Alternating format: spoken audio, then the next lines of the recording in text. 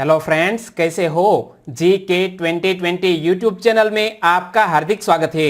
दोस्तों, 19 मई के इस करंट अफेयर वीडियो को आप ध्यान से देखिए और बाद में आप सोचिए कि इसी तरह का करंट अफेयर का वीडियो आपने एक साल तक के लिए देख लिया तो आपका जो सोचने का तरीका है वो बिल्कुल ही बदल जाएगा और आपकी आने वाले एग्जामिनेशन में करंट अफेयर का एक सिंगल क्वेश्चन भी गलत नहीं हो सकता, यह हमारा वादा है। और हर वीडियो के लास्ट में मैं आपसे एक क्वेश्चन भी पूछूंगा जिसका आंसर आपको नीचे कमेंट बॉक्स में देना है। ठीक है, तो चलिए स्टार्ट करते हैं पहले क्वेश्चन से। पहला क्वेश्चन, हाल ही में किसने अधिवास प्रमाण पत्र जारी करने संबंधी नियम अधिसूचित किए हैं? तो हाल ही में जम्मू कश्मीर प्रशासन ने अधिवास प्रमाण पत्र जारी करने संबंधी नियम को अधिसूचित किए हैं, यानी कि इस क्वेश्चन का सही आंसर है जम्मू कश्मीर प्रशासन। और हाल ही में जब अधिवास प्रमाण पत्र जारी करने संबंधी नियमों को जारी किया गया है तो और भी इंपॉर्टेंट क्वेश्चन बन सकते हैं। जम्मू कश्मीर में किसके आधार पर अधिवास प्रमाण पत्र जारी किए जाएंगे? Jammu Kashmir grant of domicile certificate procedure rules 2020 के अंतर्गत यह अधिवास प्रमाण पत्र जारी किए जाएंगे। और नियमों के तहत अधिवास प्रमाण पत्र जारी करने के लिए अधिकतम कितने दिनों की अवधि निर्धारित की गई है? 15 दिनों की अवधि निर्धारित की गई है। कोई भी अधिकारी है 15 दिनों के भीतर यह अधिवास प्रमाण पत्र जारी करना होगा। और यदि नियमों का उल्लंघन करते हैं यह अधिकारी तो क्या जुर्माना होगा? तो याद रखो, अधिवास प्रमाण पत्र नियम अनुसार संबंधित अधिकारी द्वारा जारी न करने पर कितने रुपये का जुर्माना लगाया जाएगा? 50,000 रुपये का जुर्माना लगाया जाएगा। और जब बात करते हैं जम्मू कश्मीर प्रशासन की, तो जम्मू कश्मीर से जुड़े हुए हमारे कॉन्स्टिट्यूशन में जो अनुच्छेद है वो है 370, जिसको पिछले साल अगस्त में दूर किया गया है। तो हमें कॉन्स्टिट्यूशन के लिहाज से हमें इस अनुच्छेद 370 के बारे में पता होना चाहिए।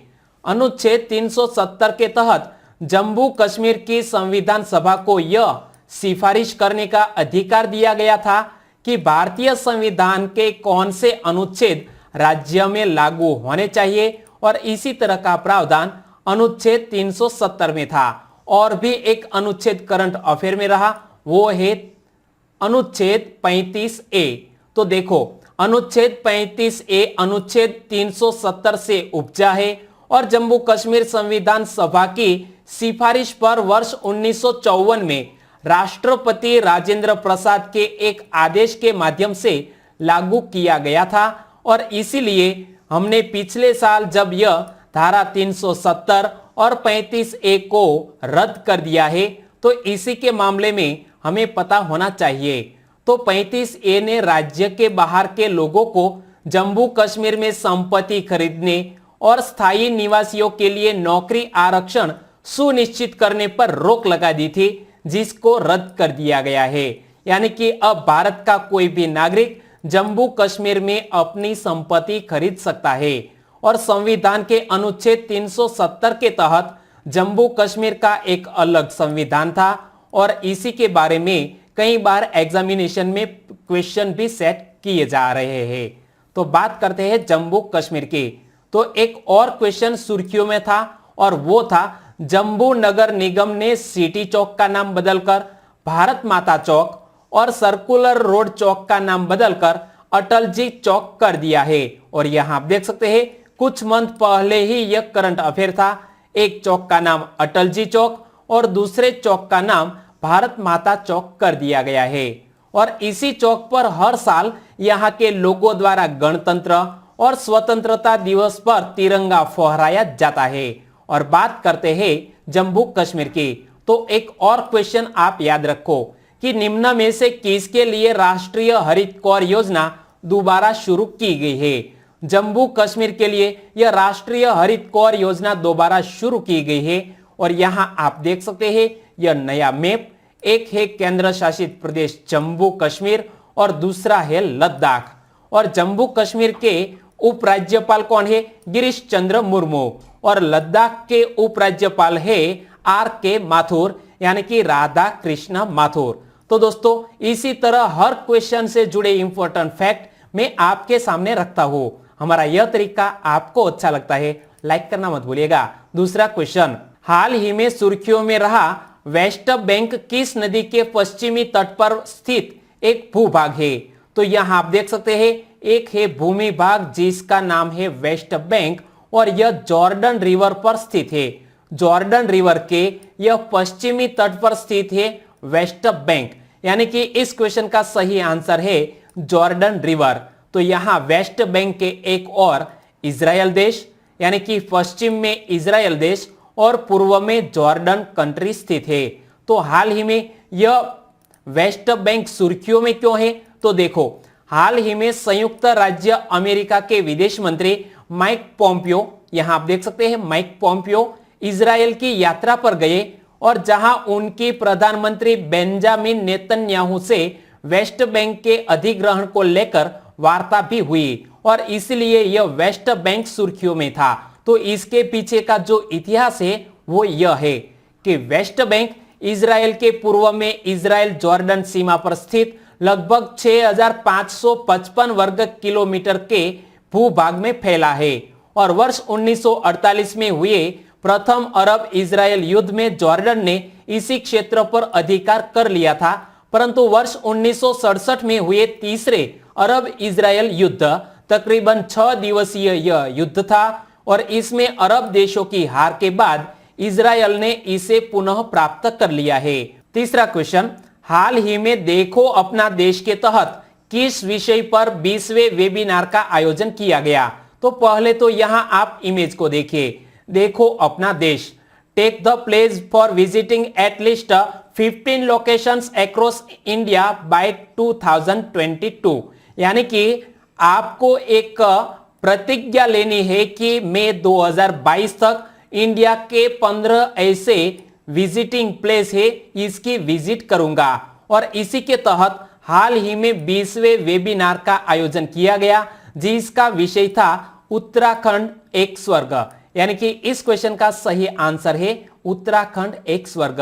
तो देखिए 16 अप्रैल 2020 को वेबिनार श्रृंखला देखो अपना देश के तहत 20वें वेबिनार उत्तराखंड एक स्वर्ग का आयोजन किया गया और इसी वेबिनार में उत्तराखंड के 2 क्षेत्रों केदारनाथ यानी कि गढ़वाल क्षेत्र और मनुखंड यानी कि कुमाऊं क्षेत्र में पर्यटन की संभावनाओं को उजागर किया गया है, लेकिन फिलहाल तो कोरोना वायरस संक्रमण के कारण यह पर्यटन उद्योग हाल ही में थम गया है और आने वाले समय में यह फिर से शुरू हो सकता है। तो बात करते हैं उत्तराखंड के 3 नेशनल पार्क की। एक है जिम कॉर्बेट नेशनल पार्क और वो हमारा भारत देश का सबसे पुराना नेशनल पार्क है, जिम कॉर्बेट नेशनल पार्क। दूसरा है राजाजी नेशनल पार्क, वो भी उत्तराखंड में स्थित है और तीसरा है नंदा देवी नेशनल पार्क और यहां पर फूलों की घाटी स्थित है। तो दोस्तों इस 3 नेशनल पार्क के बारे में भी आपको याद रखना है और इस वेबिनार श्रृंखला के अगले सत्र का शीर्षक क्या होगा? फोटो वॉकिंग भोपाल, जो अगले आयोजित होने वाले 21वें वेबिनार का टाइटल होगा और वेबिनार का उद्देश्य भारत के गंतव्य स्थलों की जानकारी देना है क्योंकि आने वाले समय में पर्यटकों को आकर्षित किया जाए।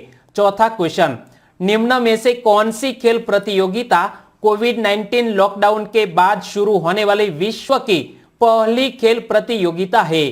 कोविड-19 के कारण लगभग सभी खेल की इवेंट को स्थगित कर दिया गया है या तो आने वाले वर्षों के लिए पोस्टपोन कर दिया गया है, लेकिन कोविड-19 के बाद शुरू होने वाली विश्व की पहली खेल प्रतियोगिता बुंडेसलीगा है, यानी कि इस क्वेश्चन का सही आंसर है ऑप्शन डी बुंडेसलीगा।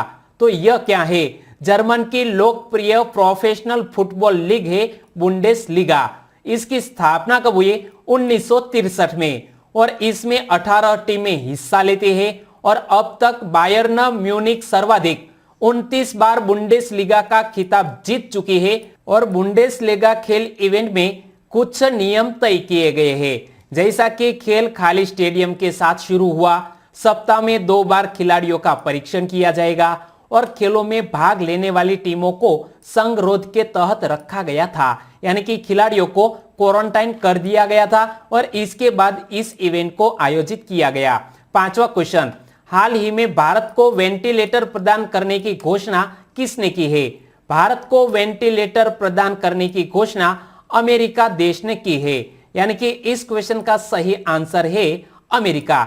तो अमेरिका ने यह कदम क्यों उठाया? क्योंकि भारत ने हाल ही में हाइड्रोक्सीक्लोरोक्विन दवाओं पर निर्यात प्रतिबंध हटा दिया।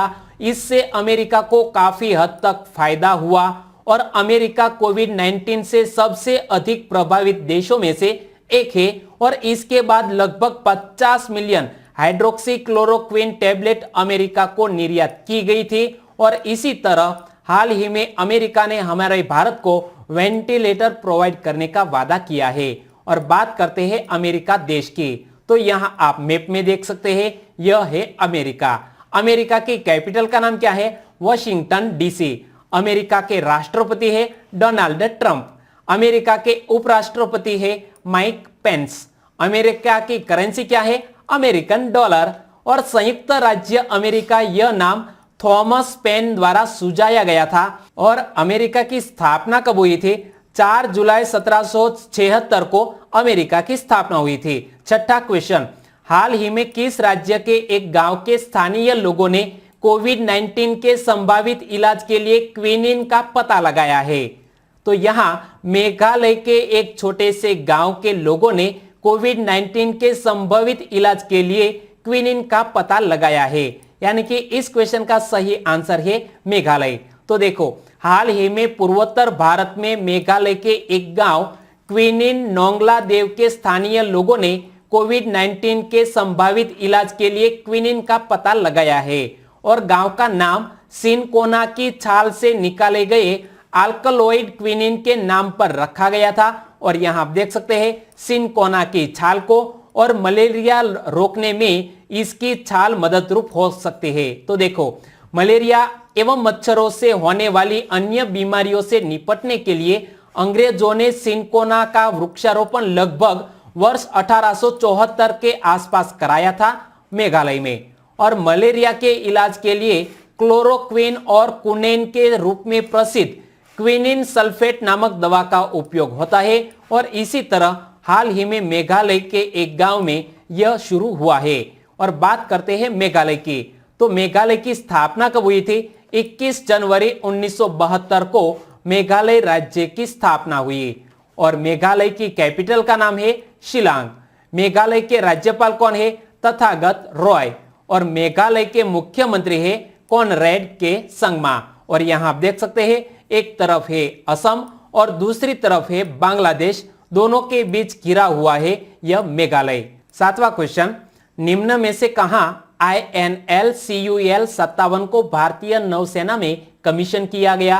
पोर्ट ब्लेयर में हाल ही में इस युद्धपोत को कमीशन किया गया है, यानी कि इस क्वेश्चन का सही आंसर है पोर्ट ब्लेयर।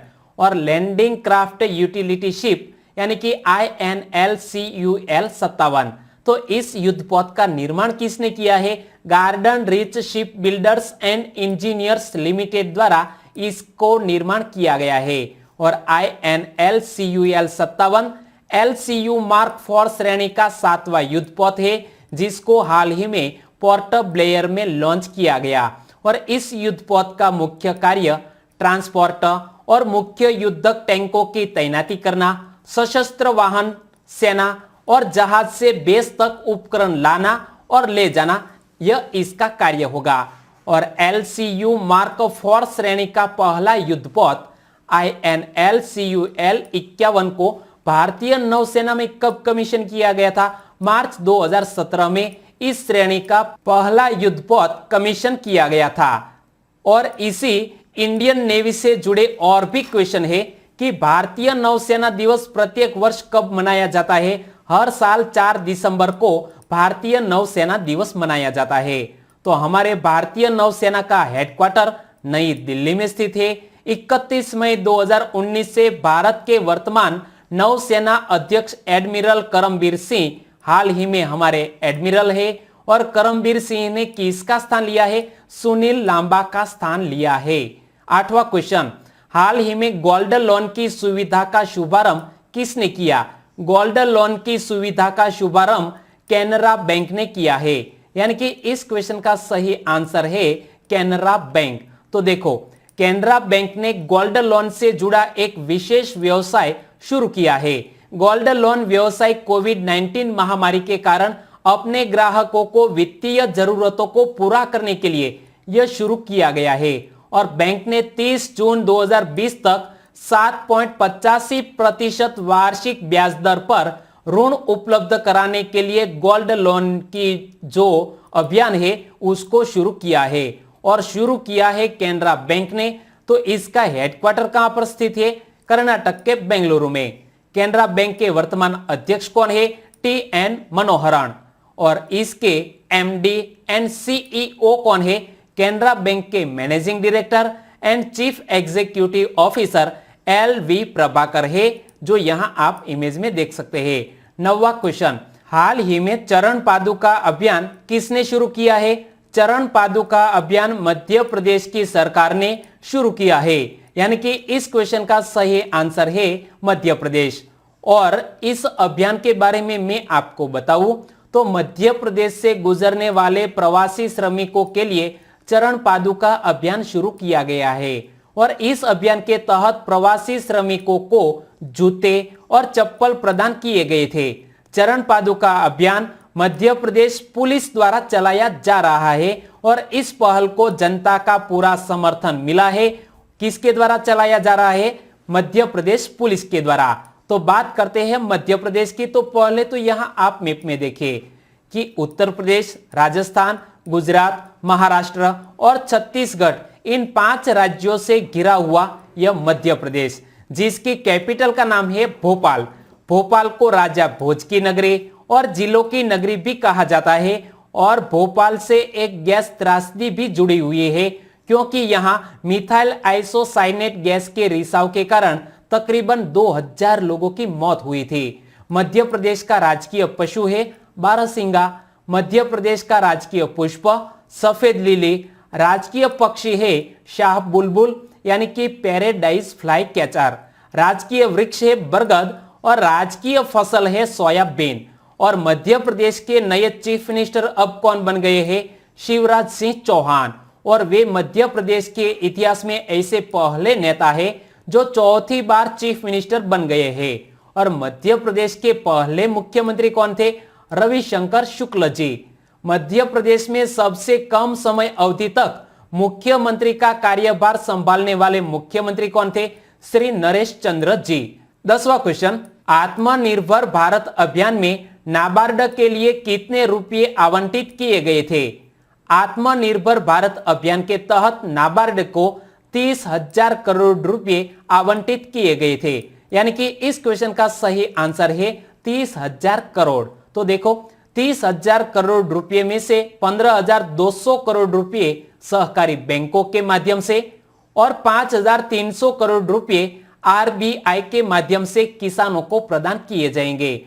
और भारतीय मौसम विभाग ने हाल ही में घोषणा की है कि भारतीय मानसून 5 जून से शुरू होगा और इसलिए किसानों को इस सहायता से काफी मदद मिल सकेगी। और बात करते हैं नाबार्ड की, तो पूरा नाम क्या होता है? National bank for agriculture and rural development. और नाबार्ड की स्थापना 12 जुलाई 1982 में हुई। नाबार्ड का मुख्यालय मुंबई में स्थित है और नाबार्ड के चेयरमैन हर्ष कुमार बनवाला है, जो यहां आप इमेज में देख सकते हैं। 11वां क्वेश्चन, हाल ही में भारत सरकार ने किसके साथ $750 मिलियन के समझौते पर हस्ताक्षर किए हैं? भारत सरकार ने हाल ही में विश्व बैंक के साथ $750 मिलियन के समझौते पर हस्ताक्षर किए हैं, यानी कि इस क्वेश्चन का सही आंसर है विश्व बैंक। तो विश्व बैंक और भारत सरकार ने हाल ही में $750 मिलियन के समझौते पर हस्ताक्षर किए हैं और विश्व बैंक ने भारत के कोविड-19 सामाजिक सुरक्षा प्रतिक्रिया कार्यक्रम में तेजी लाने के लिए $1 बिलियन की सहायता का भी आश्वासन दिया है। और इसका उद्देश्य क्या है? कोविड-19 महामारी के कारण प्रभावित होने वाले कमजोर परिवारों की रक्षा करना और जब यह बात करते हैं हम विश्व बैंक की, तो विश्व बैंक का उद्देश्य क्या है? सदस्य राष्ट्रों को पुनर्निर्माण और विकास के कार्यों में आर्थिक सहायता देना। इसका मुख्यालय अमेरिका के वॉशिंगटन डीसी में स्थित है। और विश्व बैंक की स्थापना कब हुई? जुलाई 1944 में। विश्व बैंक के वर्तमान अध्यक्ष कौन है? David Malpass.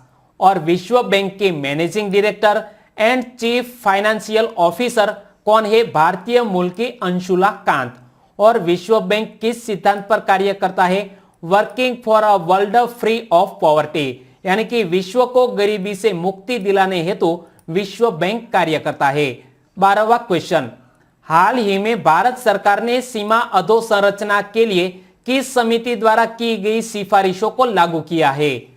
भारत सरकार ने सीमा अधोसंरचना के लिए हाल ही में शेकातकर समिति द्वारा की गई सिफारिशों को लागू किया है, यानी कि इस क्वेश्चन का सही आंसर है शेकातकर समिति। तो बात करें इस शेकातकर समिति की, तो शेकातकर समिति की सिफारिश के आधार पर भारत सरकार ने 100 करोड़ रुपए से अधिक लागत वाले कार्यों को निष्पादित करने के लिए इंजीनियरिंग खरीद अनुबंध को अपनाया है।